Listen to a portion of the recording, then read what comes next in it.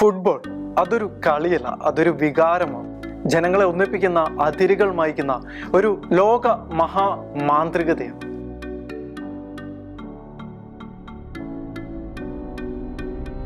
എന്നാൽ ഇതേ കളി രണ്ട് രാജ്യങ്ങളെ തമ്മിൽ ചോരപ്പുഴയൊഴുക്കുന്ന ഒരു യുദ്ധത്തിലേക്ക് നയിച്ചുവെന്ന് പറഞ്ഞാൽ നിങ്ങൾ വിശ്വസിക്കും?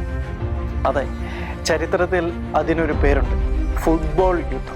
കൃത്യമായി പറഞ്ഞാൽ 1969 ജൂലൈ 14 തുടങ്ങിയ 100 മണിക്കൂർ നീണ്ടു നിന്ന ഒരു യുദ്ധമാണ് ഫുട്ബോൾ യുദ്ധം.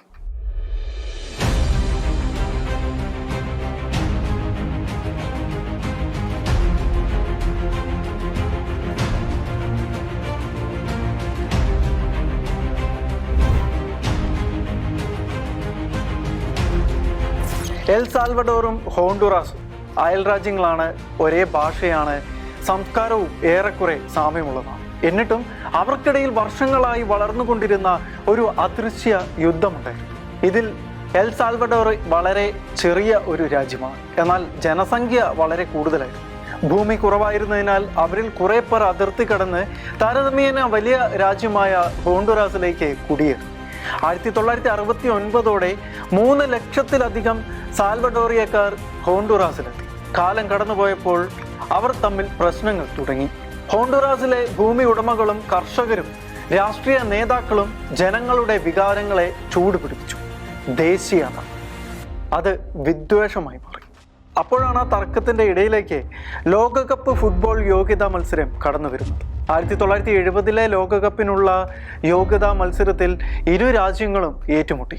1969 ജൂൺ 8 ആദ്യ മത്സരത്തിൽ ഹോണ്ടുറാസ് ഒടുവിലത്തെ മിനിറ്റിൽ ഗോൾ നേടി ജയിക്കുകയുണ്ടായി. അടുത്ത ദിവസം എൽ സാൽവഡോർ 3-0 ജയിച്ചു. അതോടെ കളി കാര്യമായി.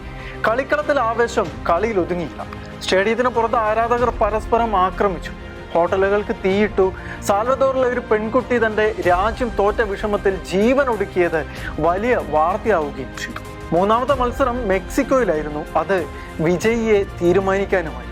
പക്ഷെ അത് ഒരു യുദ്ധത്തിന്റെ കൗണ്ട് ഡൗണായി മാറുമെന്ന് ആ സ്റ്റേഡിയത്തിലെ ഒരാളും കരുതിയിരുന്നില്ല. താരങ്ങൾ കളിച്ചത് രാജ്യത്തിന് വേണ്ടിയായിരുന്നു, യുദ്ധത്തിന് വേണ്ടിയായിരുന്നില്ല.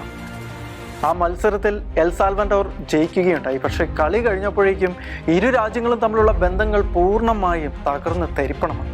1969 ജൂലൈ 14 എൽ സാൽവഡോർ സൈന്യം ഹോണ്ടുറാസിനെ ആക്രമിച്ചു. കളിമുറ്റത്തെ കയ്യടികൾ പെട്ടെന്ന് നിലവിളികളായി മാറി. 100 മണിക്കൂർ നീണ്ട യുദ്ധത്തിന് തുടക്കമായി. ആ 4 ദിവസം കൊണ്ട് 3000-ഓളം മനുഷ്യജീവനുകളാണ് പൊലിഞ്ഞുപോയത്. അവരിൽ ഭൂരിഭാഗവും നിരപരാധികളായ സാധാരണക്കാരായിരുന്നു. 1 ലക്ഷത്തിലധികം മനുഷ്യർക്ക് സ്വന്തം വീട് ഉപേക്ഷിച്ച് അഭയാർത്ഥികളാകേണ്ടി. അന്താരാഷ്ട്ര സമ്മർദ്ദത്തെ തുടർന്ന് ജൂലൈ 18 യുദ്ധം അവസാനിച്ചു. ലോകം ഈ യുദ്ധത്തിന് ഒരു പേര് നൽകി, അതാണ് ഫുട്ബോൾ വാർ. ഈ യുദ്ധം ഒരു പന്ത് തുടങ്ങിയതല്ല, വർഷങ്ങളായി മനുഷ്യ ഹൃദയങ്ങളിൽ കെട്ടിക്കിടന്ന വിദ്വേഷം പൊട്ടിത്തെറിച്ചതായിരുന്നു. പരിശുദ്ധ ബൈബിളിൽ മത്തായി 5:9 പറയുന്നത് ഇപ്രകാരം: സമാധാനം സ്ഥാപിക്കുന്നവർ ഭാഗ്യവാൻ, അവർ ദൈവപുത്രന്മാരെന്ന് വിളിക്കപ്പെടും. ഫുട്ബോളിന്റെ യഥാർത്ഥ വിജയം കപ്പ് നേടുന്നതിലല്ല, ഒരു എതിരാളിയെ മത്സരശേഷവും സഹോദരനായി ചേർത്ത് പിടിക്കുന്നതിൽ. കാൽപന്ത് ലോകത്തെ ഒന്നിപ്പിക്കാനാണ്, അല്ലാതെ വിഭജിക്കാനല്ല. കളിക്കാർ കേവലം 90 മിനിറ്റത്തേക്കുള്ള എതിരാളികൾ മാത്രമാണ്, അല്ലാതെ നിതാന്ത ശത്രുക്കളല്ല. ചരിത്രത്തിലെ ഒരു ജൂലൈ 14 നമ്മളെ ഓർമ്മിപ്പിക്കുന്നത് അതാണ്.